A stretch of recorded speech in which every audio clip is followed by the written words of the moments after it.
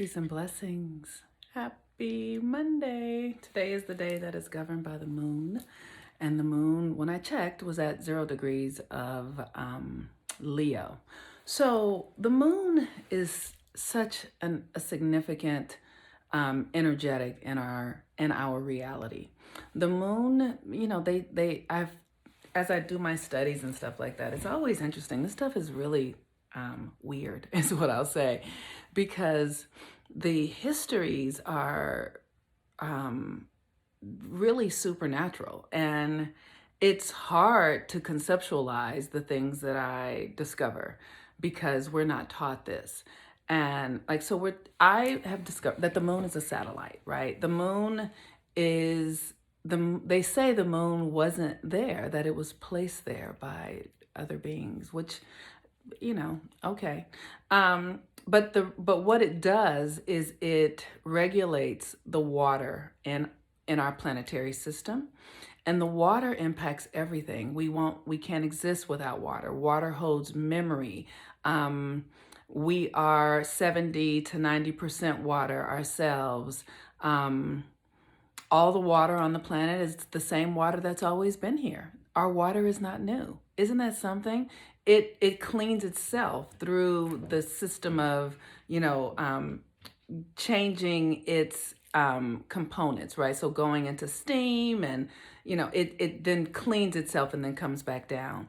So water is very significant, and the moon is very significant. And moon also governs our reproductive system, and our reproductive system, in the feminine. So we usually ovulate with the new moon or bleed with the full moon, or reversed. I know when I was still having my moon time, I would bleed with a full moon and ovulate with the new moon. So the moon and the energies are really just regulating light and our relationship to light.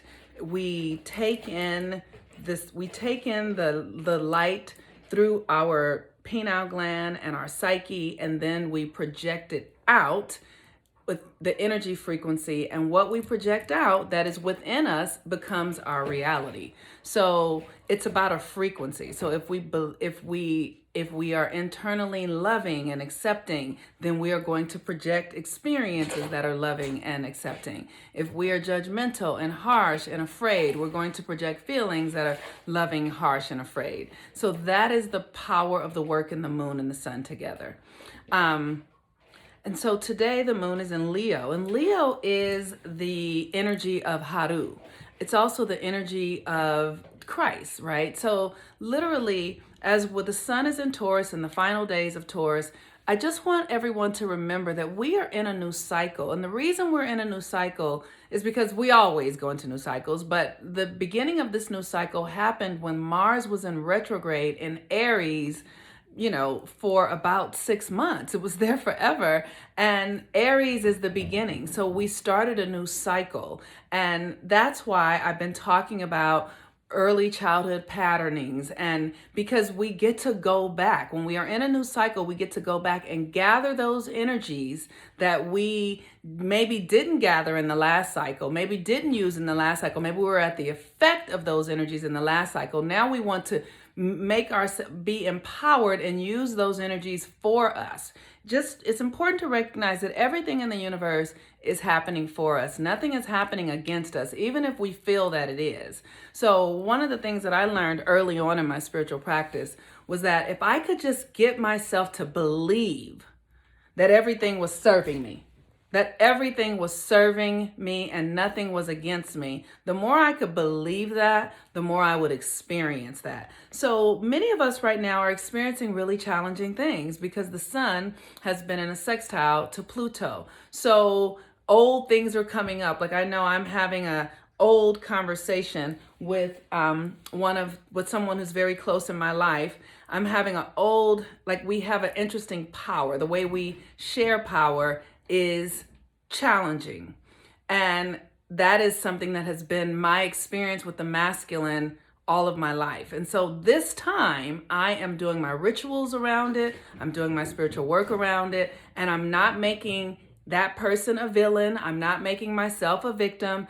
And I am holding the highest frequency of love that is available because we're in a new cycle. So I am calling back the energies and the power of my feminine ancestral lineage to hold what it truly desires, because the feminine is the creator of the reality. So for the years that my feminine lineage would collapse and give in to the masculine just because it didn't feel like it had the strength, or it didn't feel courageous enough, or it was didn't trust itself, or it didn't believe in its own unique gifts, I am doing that now, and also holding within myself for my masculine energy, because the masculine is what I'm projecting.